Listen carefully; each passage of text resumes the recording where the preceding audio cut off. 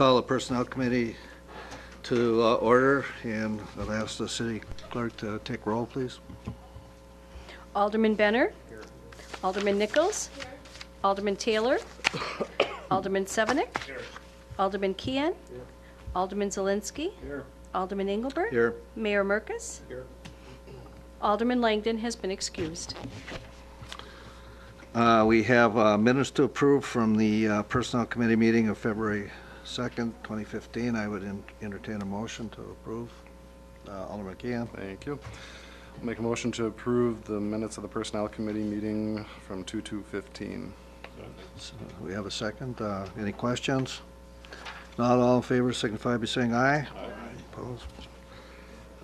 We have one action issue to deal with tonight, and that's the creation of an Administrative Services Department Human Resources Coordinator position. In your packet, you were given a memo giving the background for this position, and if I think probably looking around, many of us were on part of the Springstead study that set out a number of recommendations for issues the city could take based on their study of efficiencies and et cetera. And there were several steps involved in this area, and for those of you who weren't, the first step was to hire an administrative services director, and we accomplished that. And then that director was Peggy Steno, was charged with evaluating and making any changes in the accounting department, obviously. And then also was responsible for the IT department and has been working on that. The next step is to add a human resources coordinator. We've been working with a temporary human source person in human resources for about the last couple of years. After a vacancy occurred, and I think that person's leaving, and so it's time for us to fill this human resource coordinator position.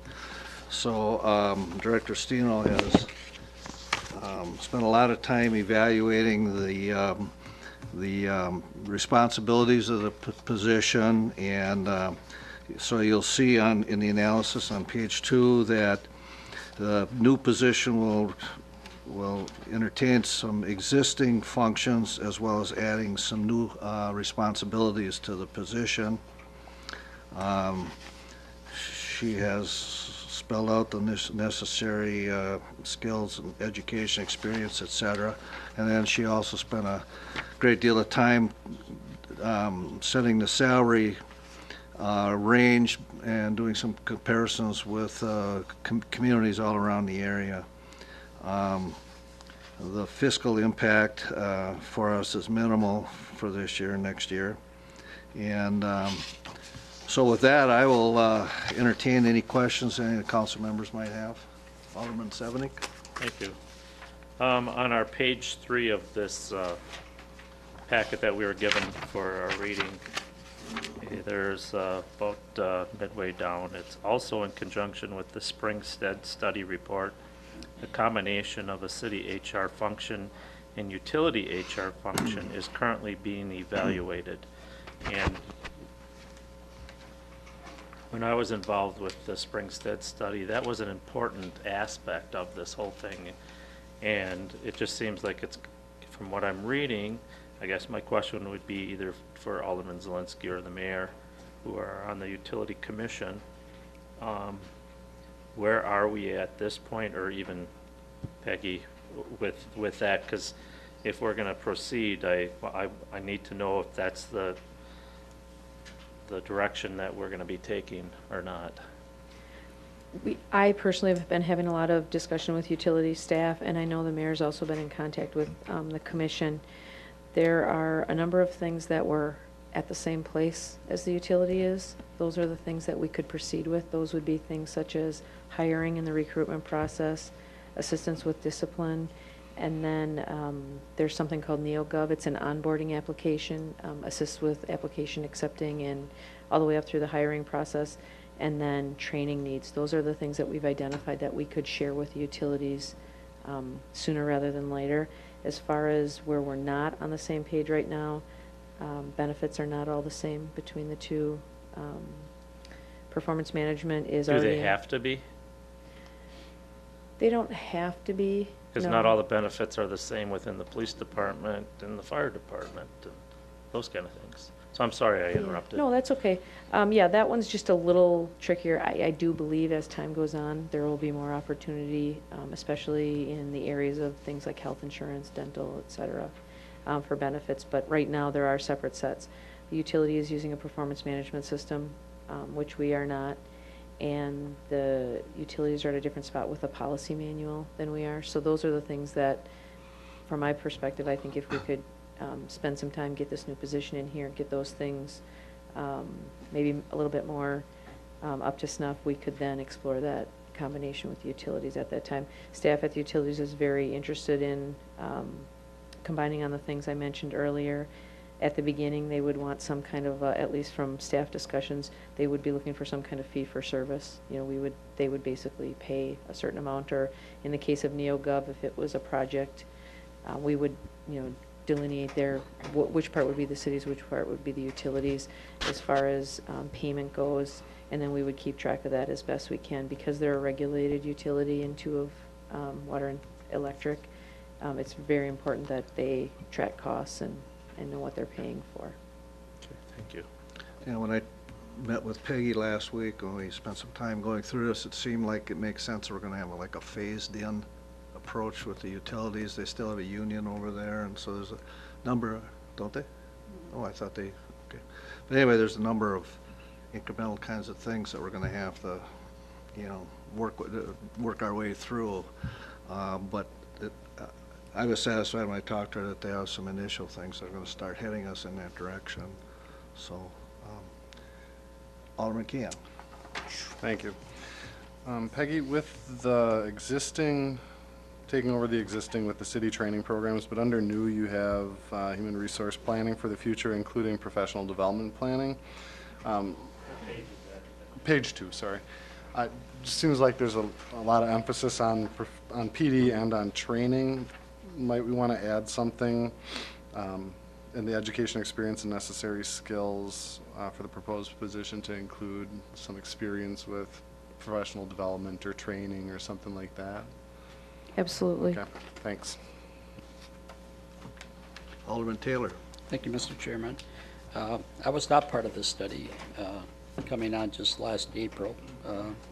Peggy, on page 6, and could you walk me through this with some, I guess I know the people that work in these departments, and if you could kind of plug in, what, like the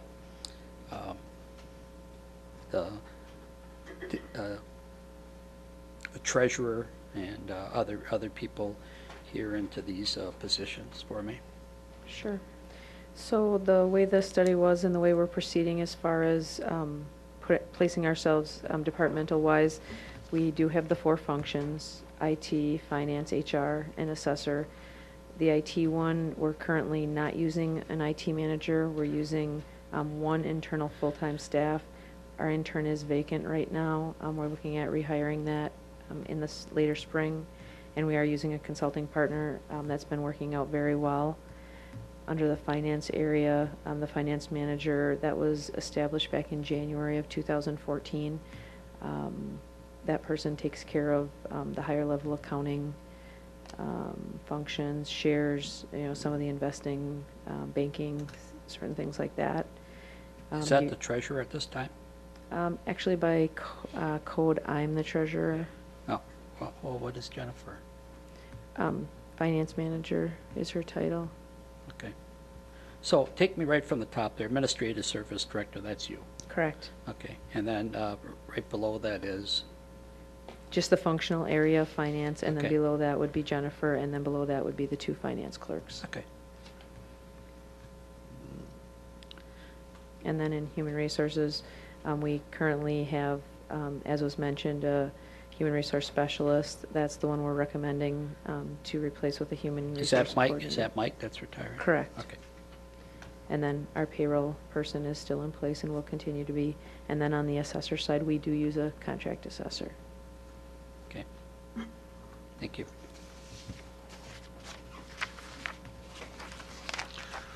So there's not any other questions? I will accept a motion to approve the creation of an administrative services director and forward it to the council. Oh, Kevin, you're way over. Yeah, I I can't know. see it. Thank you, Mr. Chairman. I'd like to make the motion for the creation of the Administrative Services Department / Human Resources Coordinator position. We have a motion and a second. Any further questions? If not, roll call. Oh, last minute, Dan jumped in here again. Peggy, when would we have an update with the utility on this? Because us being on the commission, we didn't really discuss it wholeheartedly yet. I think, Before we create this position, if it's going to be a shared position, we need some more input from that. sure. Well, to begin with, I think it would be most prudent for the council to move forward with this, regardless of what's happening with utilities. This is something that's very important for the city, for all of the reasons I have listed. The utility is very interested, and we've been having discussions between staff, but I think they were, on the utility side, waiting until tonight went through to see where this was going. So I would expect from a commission perspective, you'll likely be talking about it sooner rather than later. And I know the commission president also wanted a copy of this item as well for tonight. I think the discussion was just going to be kicked off here. Thank you. Alderman Taylor. Thank you, Mr. Chairman. When I was on the council last, the city attorney played a large role in the HR department and that, and has that since been removed with this, that we're following this study, or how was that when you came here, and how was that changed? I believe that was the goal of the Springstead study. I wasn't here when the study was going on, but from all the results, I believe that was the recommendation, and we've kind of been working towards all the pieces of that over this past year and a half. So this would be the final piece in that process. Okay. Of course, there's still a number of HR functions that are legal functions, i.e. contract negotiation, legal advice on discipline, policies, things of that nature. So there's still a lot of interaction between the city attorney and myself and the staff, but it's really to enable us to be able to hire a higher level professional person that can help all of us achieve a number more goals than we are currently able to. Okay. Mayor, how would that, in your budget with the FTEs, how much of the city attorney is taken off this HR end of it, as far as their time?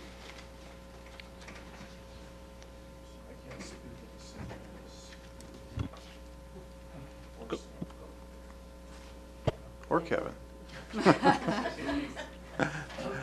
I'm not certain exactly what the split is between the two, but as Director Stino was saying, there still is a lot of interaction between the two. And I had another thought in my head that's escaped me now.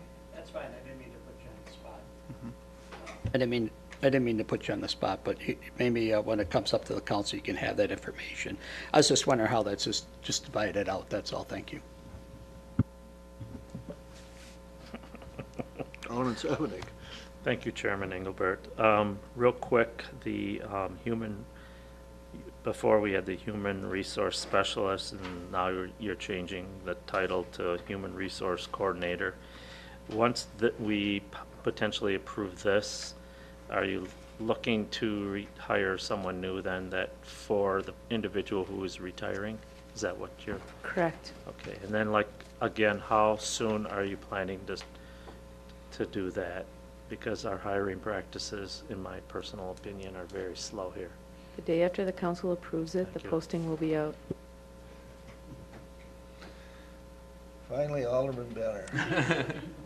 Thank you. About 6 months ago, Peggy, I asked you and the mayor to provide a report for us, or a communication for us, on the status of the Administrative Services Director and the Administrative Services Department status. And just want to let you know that after reading your report, you are relieved of that duty. Thank you. Any other I did remember what I was thinking about. So whenever we combined the HR position with the city attorney's position, a lot of the HR functions got decentralized out into all the departments, which led to some things that were probably not ideal in our hiring practices and our HR practices. This will, once again, re-centralize a lot of those duties back into an HR position as well. So that's going to help us significantly from some of those practices in the past. If there are no further questions, we have a motion and a second. Take a roll call vote.